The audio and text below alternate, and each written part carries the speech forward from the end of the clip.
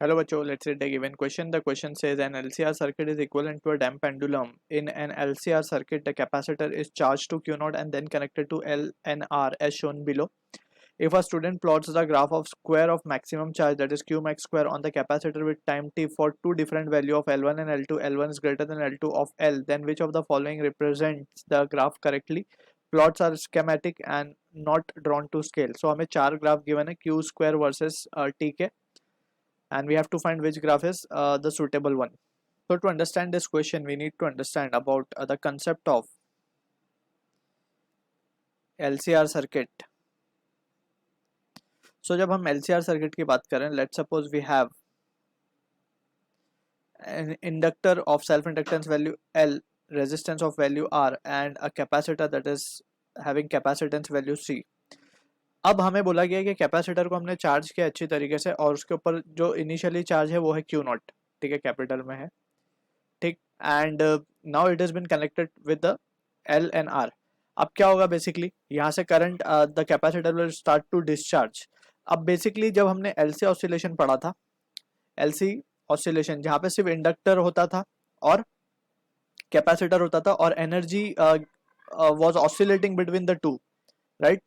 पहले capacitor discharge होता था, इंडक्टर के पास means we can say energy store हो जाती थी in the form of magnetic field. Then जब कैपेसिटर की वैल्यू या फिर करंट या it is on the verge of getting discharge completely, तो कैपेसिटर इंडक्टर्स को सपोर्ट करता था एंड द एनर्जी वो डिसिपेट करके अगेन कैपेसिटर में पूरी एनर्जी स्टोर होती थी in the form of electric field. So इस तरीके से मैकेनिज्म चलता था. But now we have R also in the circuit. So यहाँ से क्या होगा, R is the dissipating element, energy ये डिसिपेट कर देगा, राइट. सो यहाँ पे जो एनर्जी स्टोर हो रही है टाइम के साथ साथ क्या होती जाएगी, कम होती जाएगी. फॉर एलसी ऑसिलेशन की अगर हम बात करें, सो इसका वी कैन से जो एनर्जी या फिर इसको हम समझ सकते हैं कि जो चार्ज वर्सेस टाइम का जो ग्राफ था या फिर चार्ज होने का जो टाइम था बेसिकली, उसको अगर हम देखें ध्यान से दोनों के बीच में, एल सी और सी के बीच में, एल और सी के बीच में, so it was having a constant amplitude maintain, right. So charge maintain रहता था यहाँ पे क्यू नॉट, ठीक है. लेकिन यहाँ पे क्या होगा, ये energy will be dissipated and ये जो है एनर्जी इसकी ये टाइम के साथ साथ क्या होती जाएगी, कम होती जाएगी and finally it will decay completely, ठीक है. तो इस तरीके का जो सिचुएशन है हमारे पास, वी कैन सी कि it is matching with the damp oscillation जो हमने पढ़ा है, डैम्प ऑसिलेशन. तो डैम्प ऑसिलेशन में हमने क्या देखा था, डैम्प्ड ऑसिलेशन में कि एक फोर्स होती है जो कि अपोज करती है ऑसिलेशन को, राइट. एंड वक्त के साथ साथ उसका एम्पलीट्यूड कम होता जाता है and finally it come to rest.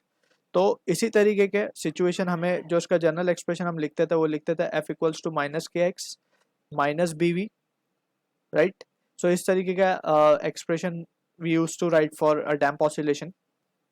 अब यहाँ पे बेसिकली जो इसका हमें डिफरेंशियल फॉर्म को सॉल्व करने के बाद जो इक्वेशन मिलता था वो कुछ इस तरीके से आता था, d square x upon d t square plus of यहाँ पे हम लिख सकते हैं k by m x and finally we have plus of b by M.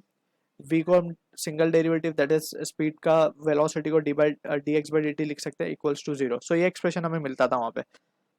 सो यहाँ पे कुछ चीज़ें और हमें इंपॉर्टेंट डिस्कस करनी होंगी डैम्प ऑसिलेशन के लिए. वी नो के जो इसका एम्पलीट्यूड आता है, ये वाली जो वैल्यू हम लिखते हैं एम्पलीट्यूड की, that comes out to be a naught e raise to minus of b t by 2m.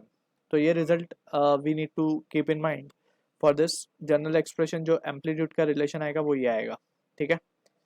अब यहाँ पे वी कैन सी कि ये एक्सपोनेंशियल बेसिकली ग्राफ हमें मिलेगा इससे, क्योंकि एक्सपोनेंशियल फंक्शन आ रहा है हमारा एम्पलीट्यूड का.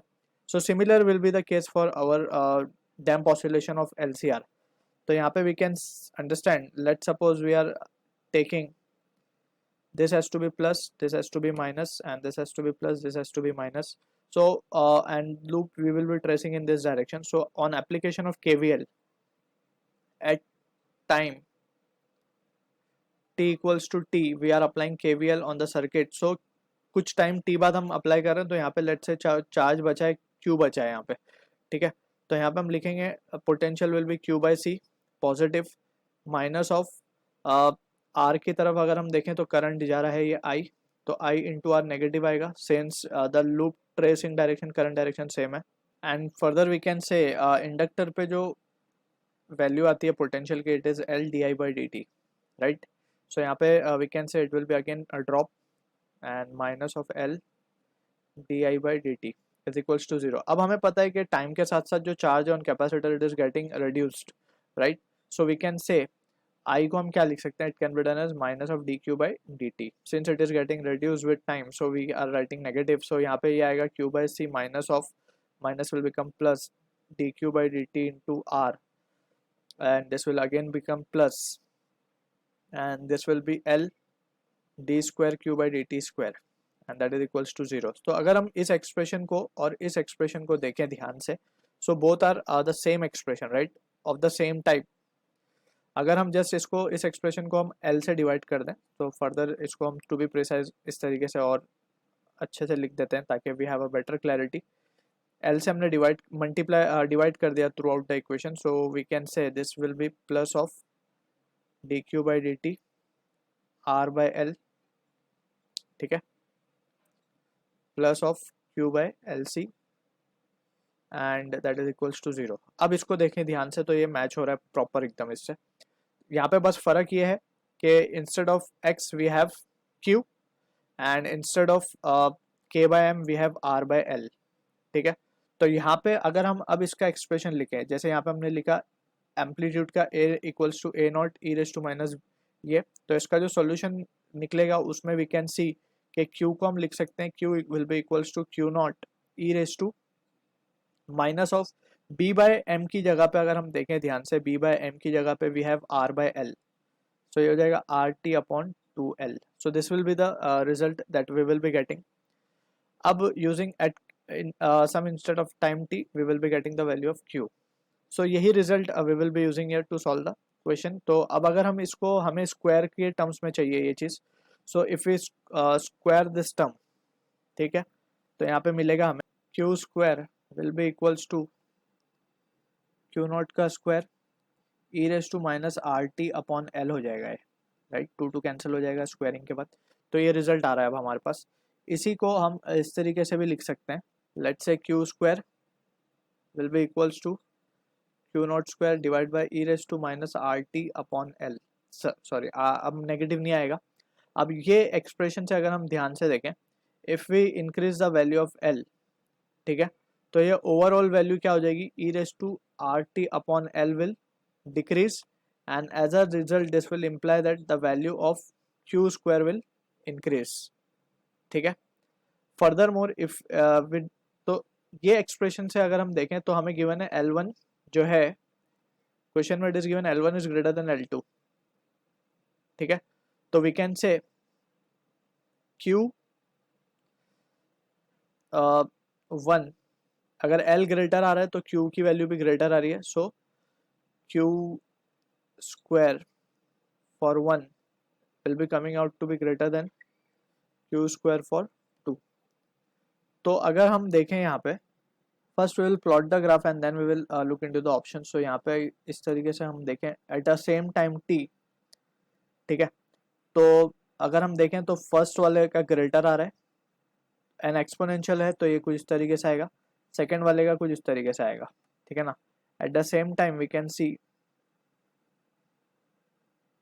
के q1 स्क्वायर एंड ये वैल्यू आएगी हमारे पास q2 स्क्वायर की, राइट, एट टाइम t.